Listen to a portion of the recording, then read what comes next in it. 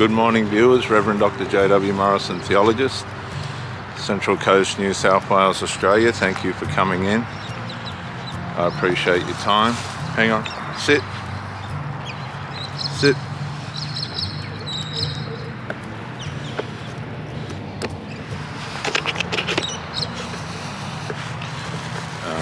Bit of a hiccup there. How are you, mate? How you going, mate? Dogs. How old's yours? 2. Oh, yeah. And yours looks, what, about 9 months or something? Yeah, he's only a baby. It's a daughter's dog. Yeah, gorgeous. Is it a Boston or a... Yeah, it's a Boston. Yeah. Funny, aren't they? Yeah. He's a funny dog. Hey, gorgeous. Yeah, you beautiful baby. Yes, you are. Yes, you are. Yeah, you see a lot of, not so much the Bostons, but the Frenchies are... Yeah, you do. Yeah, they're all over the place. Yeah. But, I mean, once upon a time it was nothing but pugs. He's a 3/4 pug, quarter Frenchie. Oh, yeah. And once upon a time, you know, nothing but pugs, but you see the occasional one now, but not too much anymore. Oh, sorry, viewers. You got to let the dogs have a play. What's your name, mate? What's your name? Me, Alf. G'day, Alf. I'm Jace. G'day, Jay. Yeah, so thank you for coming into the channel. Bit of a. Alrighty, I'll see you. See you, mate. We, you know, it's not one of these channels that's all. Come on, Hank. You know, I keep it pretty light. It's a day-to-day sort of thing for me. But triangulation's a hard thing to try and deal with. It's for everyone, not just, you know, the one that's on the end of it, but for the person that's trying to sort it out as well. It could be as simple as a word from a father or a mother that changes the course of the relationship, and that word could only be built on a premise from the parent or from a friend or something that begins to cancer away at the relationship. These things are not uncommon, where things will be going well and then all of a sudden just a word or a situation or an interference or something like that will come in and challenge the relationship. I guess in a way I lost my last challenge. I bowed out. It all got a little bit too much for me. It all got a little bit too toxic. I started to get my cortisol levels were too high from the stress. They don't see the stress usually because they're in damage mode, trying to work out what's going to happen or how's all this going to end up, that kind of thing. And they don't see things the way you do, and this can be really trying if you're trying to make the relationship work and you just got these stresses wearing away at it. If you're a person of resolve, that's hard because you want to see the resolve. You want to keep things on track. But then there's the part where you're dealing with enmeshments and people are giving way to these behaviours that are not helping anything, that really have no right to be in the relationship. This is where the triangulation comes in. Hup, hup. And unless you're on the end of it and how cruel it is, you don't or are not going to understand. In other words, your partner may not understand the significance of the impact of which the interference might be playing on them. An interference could be as simple as an injury. I was married to a woman where I had a serious injury as a result of her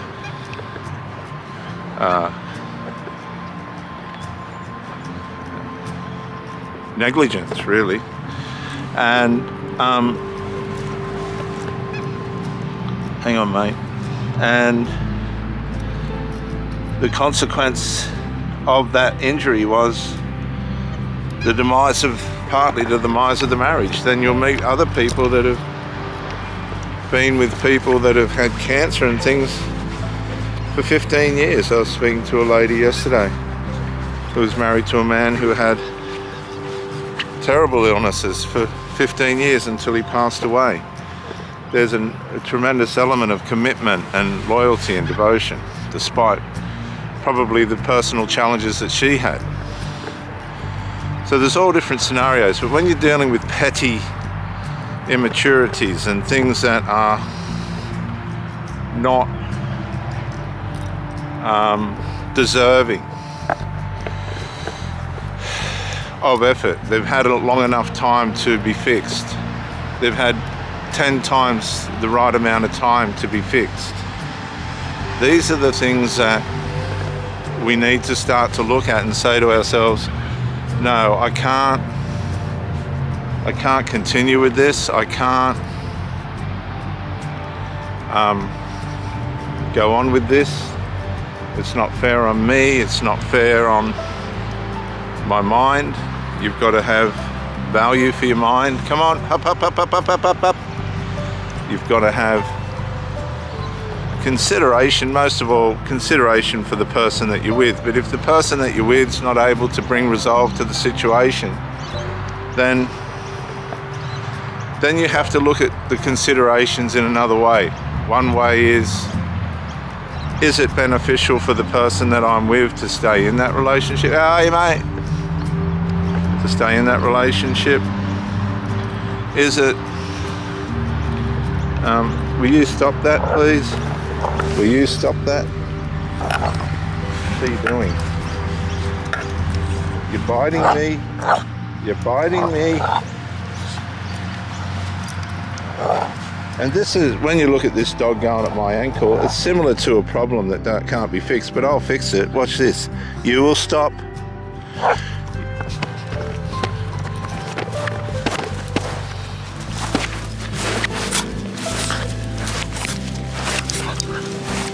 Stop. Stop. Stop. He's got a funny side to him, this dog. You will stop.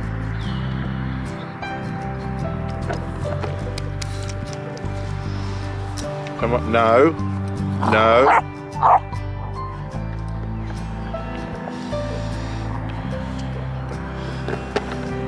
All right.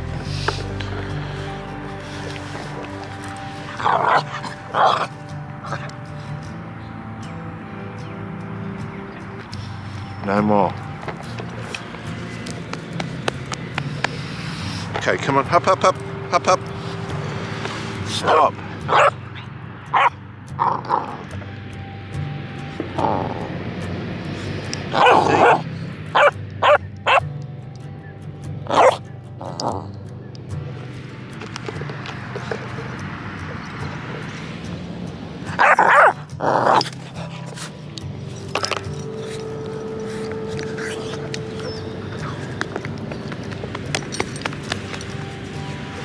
Okay, so he's settled down now. Stop. Stop. Stop. Stop.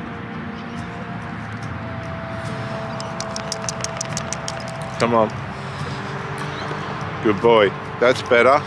That's better. Good boy. Come on. Some problems don't go away. And then it comes down to tolerance levels. Now, the dog was biting at my ankles then because it wasn't getting my attention. I'm starting to understand this dog a bit. It's quite an interesting animal. It sulks.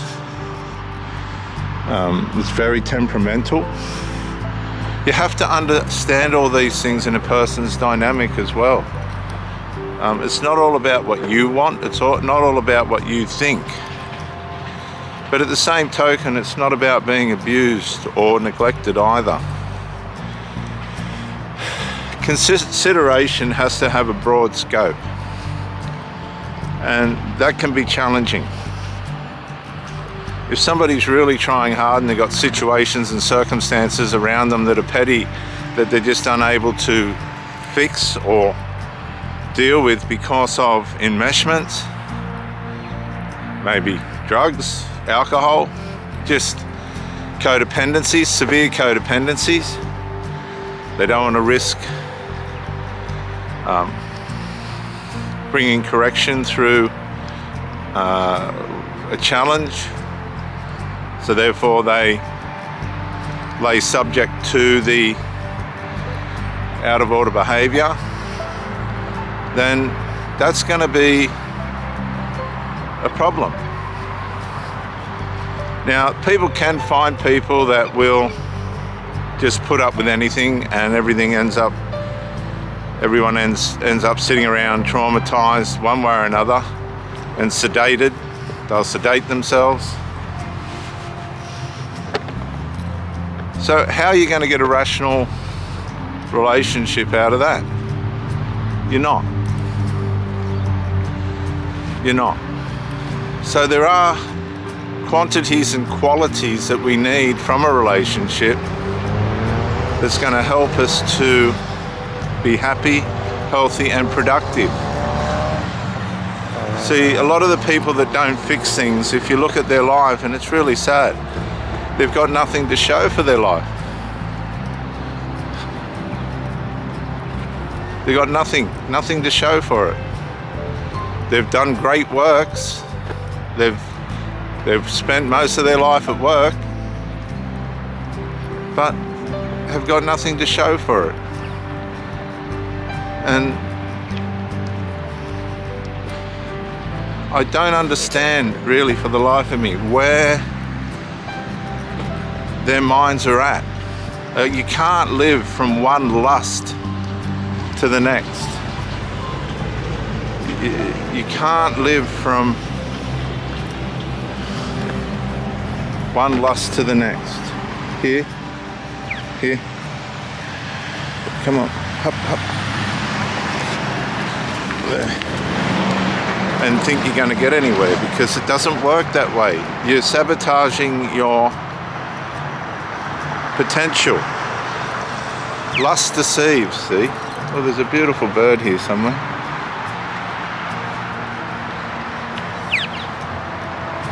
Hear those birds, viewers? Because lust deceives. It causes you to make micro-incremental choices or have micro-incremental negligences that sabotage your capability of moving forward in relationship, in finances, in accumulation of wealth, in accumulation of being a better partner. These negligences, omissions and commissions of what lust can do can totally undo all that life's offering you. It just undoes it. And once it's too late, that's it, it's too late. You can't come back from that. You don't come back from that. Time really does have a serious value. A really serious value. And that value is something that you've got to work out whether you're going to appreciate it or not. It's as simple as that. You're either going to appreciate it or you're not. That's it. Time is everything. Don't waste time. I had a girl partner whose son started a business. Don't waste time. But they couldn't align themselves with that because they were wasting themselves, which which is really, really sad. Very, very sad. And I pray for those people, really. I don't know what else to do. So you have to be mindful of what matters. You can't just give in to the whims and woes of people that are not trying to be their best self now. Drugs are not an excuse for failure. No, they're not. They're not. If you choose to take drugs, alcohol, and all these other things, and life doesn't go well for you, stop. Just stop. Stop. Cry if you have to. And say, I'm missing out. I'm missing out here. I'm missing out drastically here. It's horrible. I did this when I was 16, 17-year-old. I just stopped and went, no, the path I'm going down isn't right.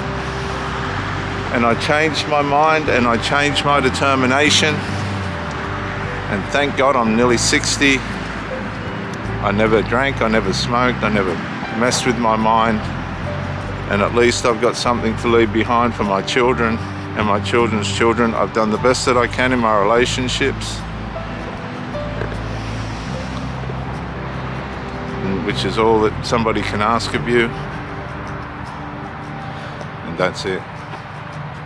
I'm Reverend Dr. J.W. Morrison, theologist. Thank you for joining me, and bye for now.